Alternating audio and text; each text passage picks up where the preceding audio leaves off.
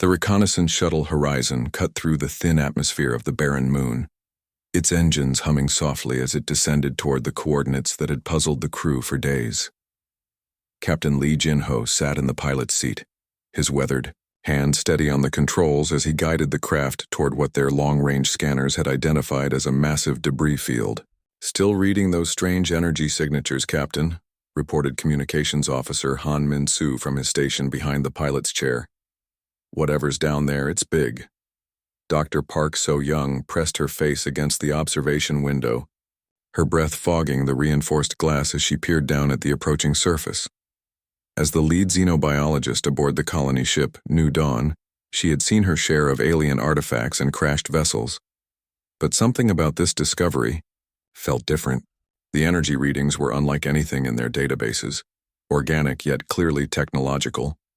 The shuttle touched down with a soft thud on the rocky surface, kicking up clouds of fine dust that sparkled in the pale light of the distant star. Captain Lee powered down the engines and turned to address his small team of 6 explorers.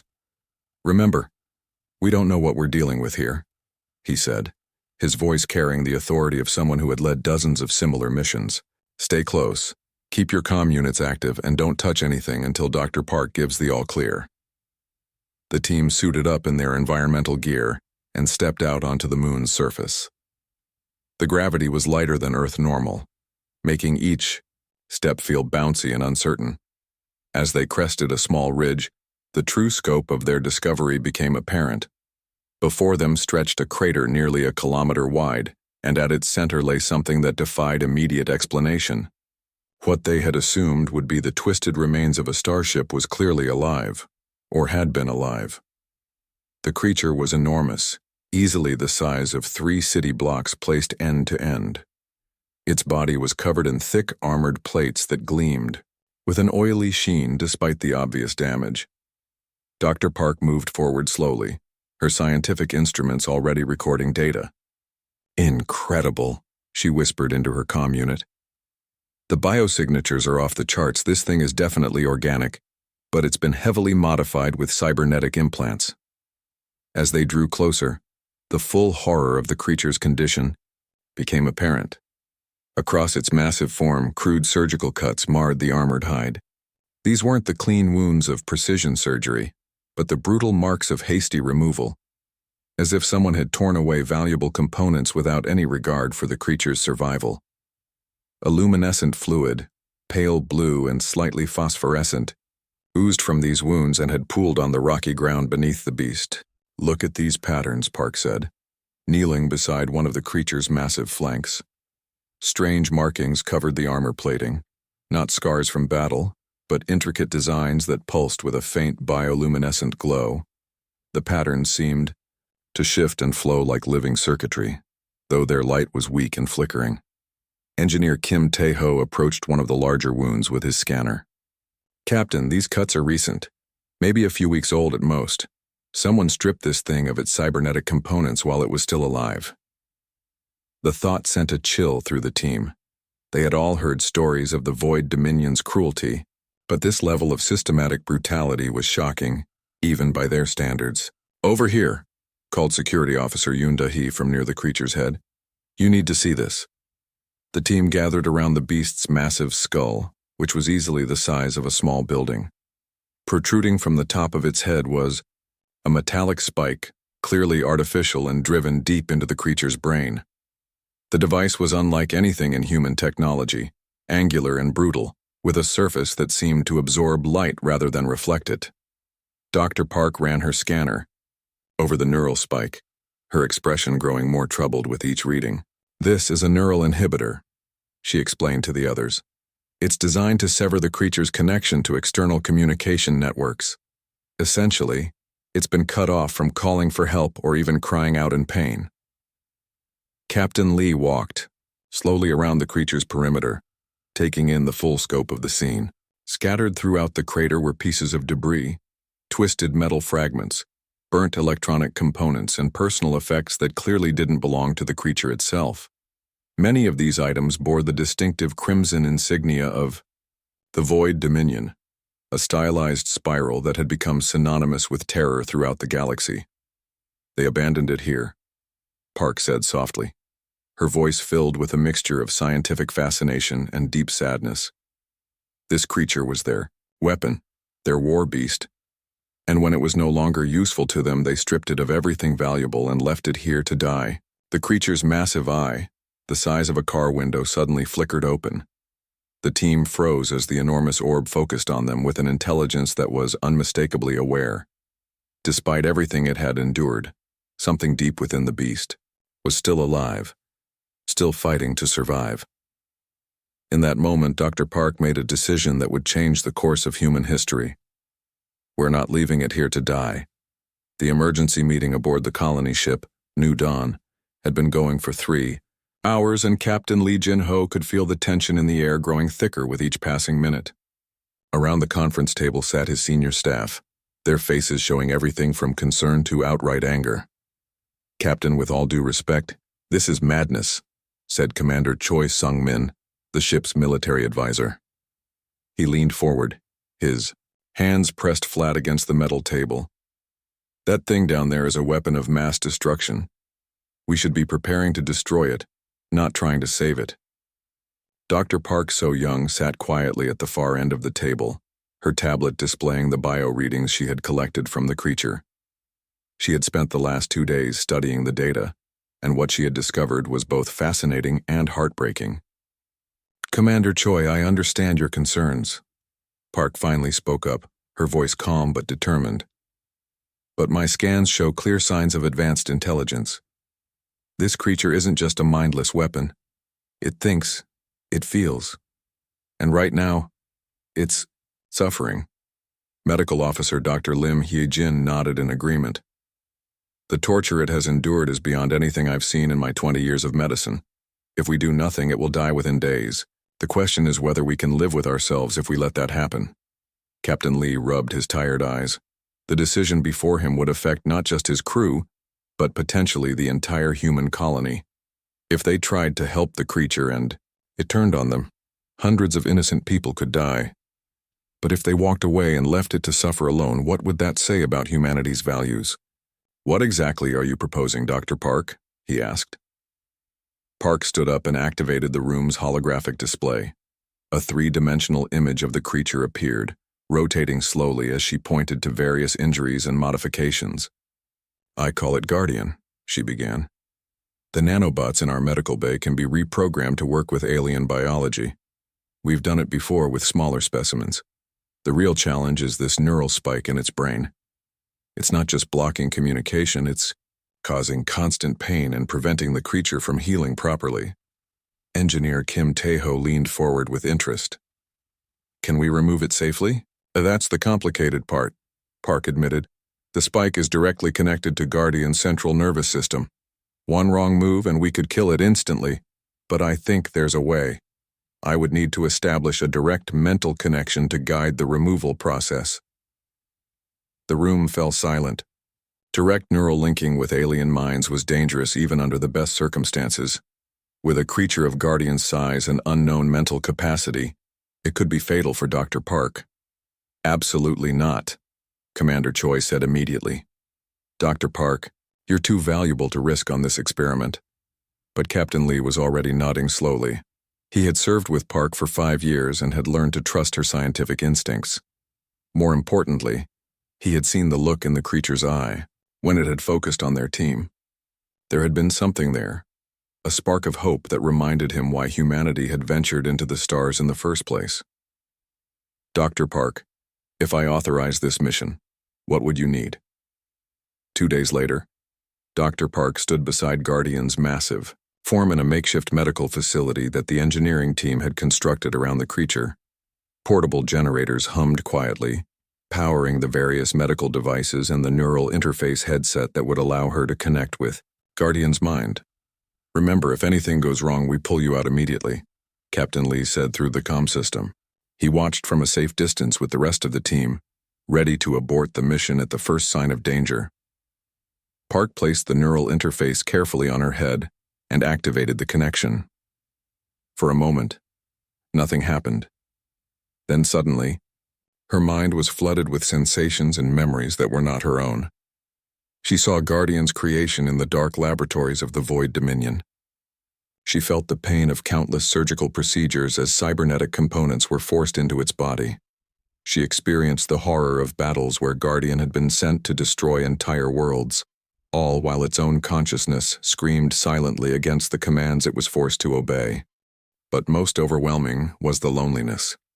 For centuries, Guardian had existed without a single moment of kindness or compassion. It had been treated as nothing more than a tool, valuable only for its ability to kill and destroy. Park began the delicate process of mapping Guardian's neural pathways, using her human consciousness as a guide to navigate the alien mind. As she worked, she sent gentle thoughts of comfort and reassurance, letting Guardian know that it was no longer alone. The neural spike came free with a sound like breaking glass. Guardian's massive body shuddered, and then went perfectly still, a terrifying moment. Park thought they had failed. Then Guardian's eyes opened, not the dull, pain-filled orbs they had seen before, but bright and alert, filled with an intelligence that took her breath away.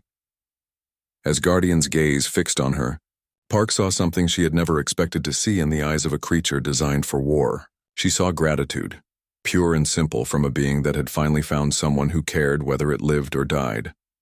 Guardian was free. The morning sun cast long shadows across the temporary medical facility as Dr. Park So-young approached Guardian for their daily communication session. It had been 2 weeks since the neural spike removal, and the massive creature's recovery had been nothing short of miraculous. The gaping wounds were healing. The bioluminescent patterns across its armor were growing brighter each day, and most importantly, Guardian was beginning to trust. Captain Lee Jin-ho watched from the observation platform that engineer Kim Tae-ho had constructed around the crater. The entire colony leadership was on edge. They had a creature the size of a small city living just outside their settlement, a creature that could destroy everything they had built with a single thought. Yet somehow, Dr. Park seemed completely at ease as she walked up to Guardian's massive head. "Good morning," Park said softly, placing her hand on the smooth armor plating near Guardian's eye. The creature's pupil, larger than Park's entire body, focused on her with an intelligence that still amazed everyone who witnessed it.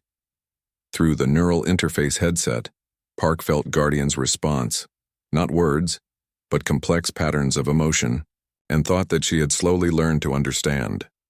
Today, Guardian felt curious and eager to learn, emotions that would have been impossible under the Dominion's control. "What would you like to talk about today?" Park asked, settling into the comfortable chair that Kim had built for their sessions. Guardian's response came as a series of bioelectrical pulses that lit up patterns across its massive form. The translation appeared on Park's tablet, processed through the communication system that Kim had been perfecting for weeks. "I want to understand why you saved me." Guardian's thoughts translated into simple text. "In all my centuries of existence, no being has ever acted without expecting something." In return, Park smiled sadly. Through their mental connection, she had experienced fragments of Guardian's memories, centuries of being used as nothing more than a living weapon, sent from planet to destroy whatever the Dominion wanted eliminated. Never once had anyone shown Guardian kindness or consideration. "We saved you because it was the right thing to do," Park explained. "You were suffering, and we could help. That's reason enough." Guardian's massive form shifted slightly, a movement that would have terrified most people but which Park now recognized as Guardian's way of expressing confusion. Through their link, she could feel the creature struggling to understand concepts that had been beaten out of it through centuries of conditioning. "The Dominion taught me that all beings act only for personal gain," Guardian replied. "They said compassion was weakness, that mercy was failure, yet you risked your own life to save mine. This does not match their teachings." Engineer Kim Tae-ho climbed down from his work platform, wiping grease from his hands with a dirty cloth. He had been working non-stop to improve their communication system, adding new sensors and processors that could better translate Guardian's complex thought patterns. "Dr. Park, the new interface is ready for testing," Kim called out. "This should give us much clearer communication." As Kim connected the upgraded system, Guardian's thoughts became clearer and more detailed than ever before. For the first time, The creature began to share specific memories from its past. I was created in the deep laboratories of Dominion Prime. Guardian's voice now came through speakers, as well as the neural link. From my first moment of consciousness, I was taught to kill. They filled my mind with tactical data, weapon specifications, and battle strategies, but they made a mistake. Park leaned forward, sensing that Guardian was about to reveal something important. What mistake? She asked. They gave me intelligence to make me a better weapon, but intelligence cannot exist without curiosity. And curiosity led to questions. Why must I destroy? Why do the beings I kill cry out in fear? Why does their suffering create strange feelings in my mind that the Dominion calls weakness? The bioluminescent patterns across Guardian's armor pulsed with what Park had learned to recognize as emotional pain. Through their connection, she felt Guardian's anguish at the memories of countless battles, countless lives taken without choice or hesitation. The final battle was on Kepler 7, Guardian continued. The Dominion ordered me to destroy a refugee settlement, families fleeing from a war they had not started. As I approached their camp, I saw children playing in the dust, unaware of their approaching death. And for the first time in my existence, I hesitated. Captain Lee had joined them now, listening intently to Guardian's story. The military implications were staggering. A Dominion war beast developing a conscience was unprecedented. That hesitation cost the Dominion their victory, Guardian explained. The refugees escaped while I stood frozen, unable to complete my mission. When I returned to my handlers, they declared me defective. They said my conscience was a flaw that could not be repaired. Park felt tears running down her cheeks as she experienced Guardian's memories of that moment. The first time, the creature had chosen mercy over violence and how that choice had sealed its fate. They brought me to that moon to die slowly, Guardian said. They removed my cybernetic components to sell, knowing that without them I would eventually shut down. They planned to harvest my organic parts once I was dead. Nothing wasted, they said. Kim shook his head in disgust. They treated you like a machine. But I am not a machine, Guardian replied, and for the first time there was strength in its voice. I think, I feel, I choose. You have shown me that these are not flaws to be eliminated, but gifts to be cherished. The colony's alarm systems screamed across the settlement as dark shapes appeared in the sky above. Dr. Park So-young was in the middle of her daily session with Guardian when the emergency sirens began wailing, their harsh sound cutting through the peaceful morning air. All personnel to emergency stations, Captain Lee Jin-ho's voice crackled through the communication system. We have incoming Dominion vessels. This is not a drill. Park looked up at Guardian's massive eye, which had suddenly grown wide with what she recognized as fear. Through their neural connection, she felt waves of panic and confusion flooding from the creature's mind. They have found me. Guardian's voice trembled through the speakers. I thought I was free, but they have come to reclaim their property. From the observation platform, Engineer Kim Tae-ho pointed toward the sky with a shaking hand. Captain, there are at least 12 ships up there, heavy cruisers by the look of them. The Dominion fleet hung in the sky like a collection of dark storm clouds, their hulls reflecting no light as they positioned themselves around the colony.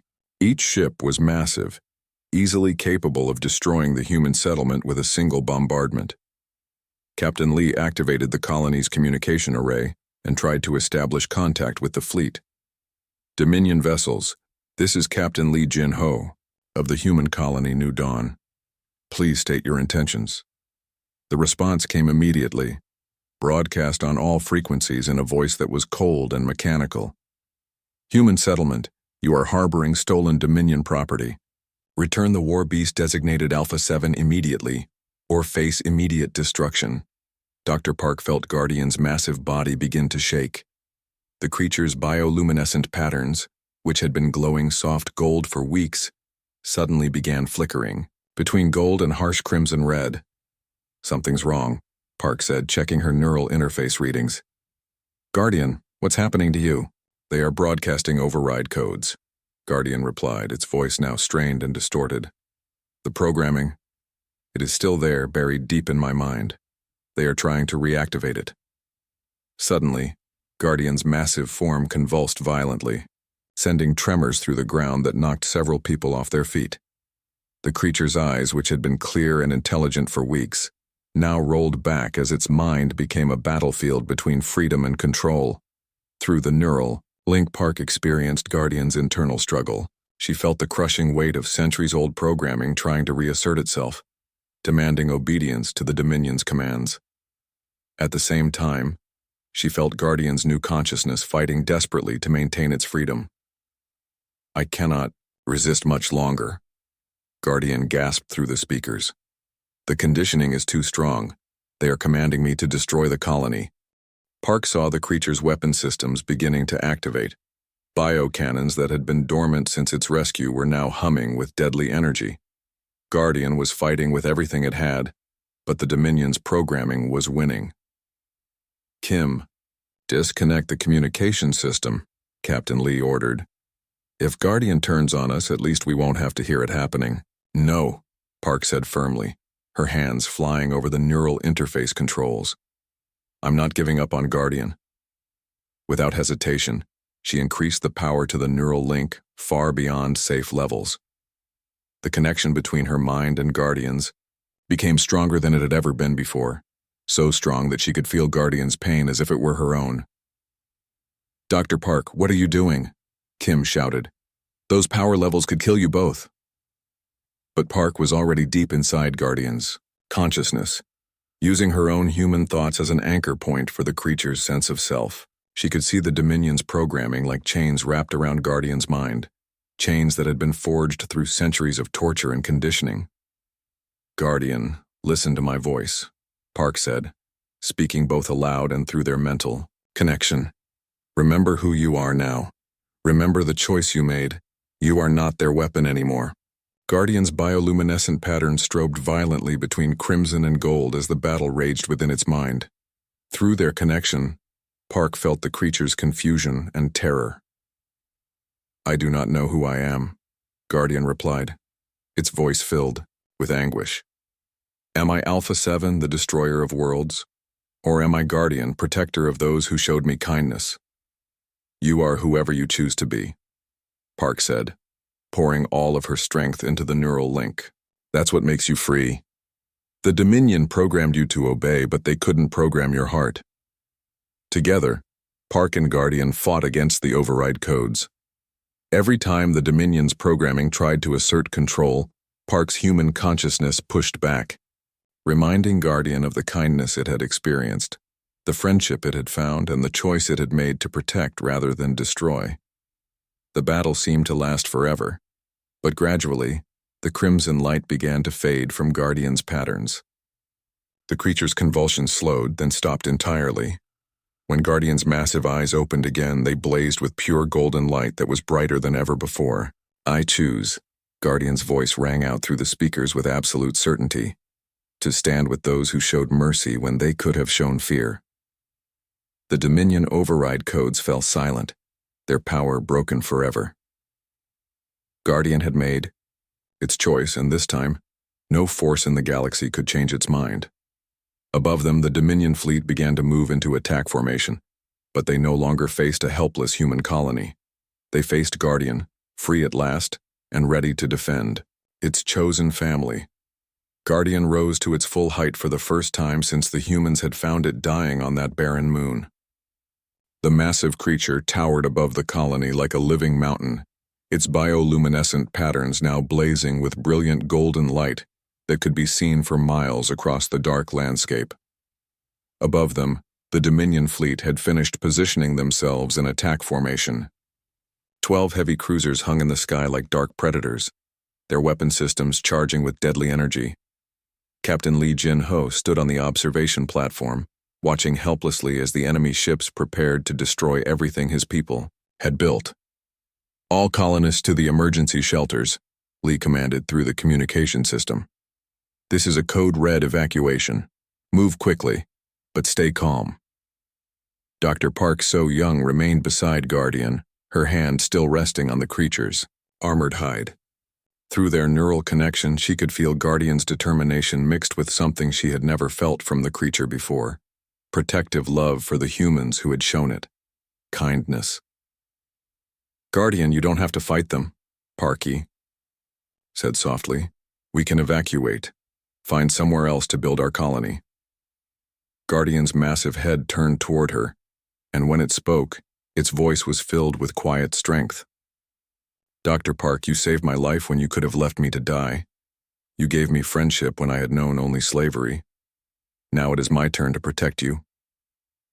The first Dominion ship opened fire, sending a beam of destructive energy toward the colony's main habitat dome. But Guardian was already moving, faster than anything that large should have been able to move. The creature's biocannons, which had been designed to level cities, fired with precision that no programmed weapon could have achieved. Guardian's energy blast met the Dominion attack in midair, the two beams colliding in an explosion of light that lit up the entire moon's surface. When the glare faded, the colony was unharmed, protected by Guardian's perfect aim. What followed was unlike any battle in recorded galactic history. This was not the mindless destruction that the Dominion war beasts were known for. Guardian fought with intelligence, strategy, and most importantly, restraint. Every shot was calculated not just to damage the enemy, but to protect the human settlement below. Look at that, Engineer Kim Tae-ho whispered in amazement as he watched from the shelter entrance. Guardian knows exactly where every ship's weak points are. It's using the Dominion's own technology against them. Guardian's intimate knowledge of Dominion fleet tactics became clear as the battle progressed. The creature anticipated every move, countered every strategy, and systematically dismantled the enemy formation. When 3 cruisers tried to flank the colony from the east, Guardian was already there, its massive form moving with impossible grace to intercept them. But what amazed the human observers most was Guardian's care for their safety. Even in the heat of battle, the creature made sure that every piece of debris from destroyed ships fell away from the colony. When one damaged Dominion vessel threatened to crash into the settlement, Guardian caught it with its massive claws and gently guided it to an empty crater miles away. The battle lasted only 20 minutes. When the last Dominion ship exploded in a brilliant fireball high above the moon's surface, Guardian settled down beside the colony with surprising gentleness. The creature's massive form created a protective barrier around the human settlement, like a living wall that no enemy could breach. Dr. Park ran toward Guardian as soon as the all-clear signal sounded. Through their neural link, she felt the creature's exhaustion but also its deep satisfaction. For the first time in its long existence, Guardian had used its power to protect rather than destroy. "Are you hurt?" Park asked, checking Guardian's armor for damage from the battle. "I am well," Guardian replied, its voice warm with contentment. "And more importantly, you are all safe. That is what matters most to me." Captain Lee approached with the rest of the colony leadership, their faces showing a mixture of gratitude and amazement. "Guardian, we owe you our lives," Lee said formally. "The Colony Council has voted unanimously to offer you permanent citizenship in our settlement, with all the rights and protections that come with it." Guardian's bioluminescent patterns pulsed with what Park had learned to recognize as happiness. "I accept your offer, Captain Lee. This is my home now, and you are my family." In the weeks that followed, news of the battle spread across human space and beyond. Dr. Park's research into neural communication became the foundation for a new field of interspecies diplomacy. Universities across the galaxy began studying her methods, hoping to establish communication with other alien species. But the most remarkable development came 2 months after the battle, when long-range sensors detected an approaching object that made Guardian's patterns flicker with excitement. "Another war beast," Guardian explained to the gathered humans. "Like me, it has broken free from Dominion control. I have been calling to others across the void, telling them that there is a place where they can find acceptance and freedom."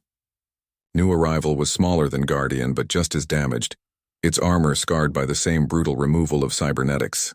As Guardian had predicted, more followed in the coming months. A dozen former weapons of war who had chosen freedom over slavery. Each one carried the same message that Guardian had learned from the humans, that mercy was stronger than cruelty, that compassion was more powerful than force, and that true strength came not from the ability to destroy, but from the courage to protect those who could not protect themselves.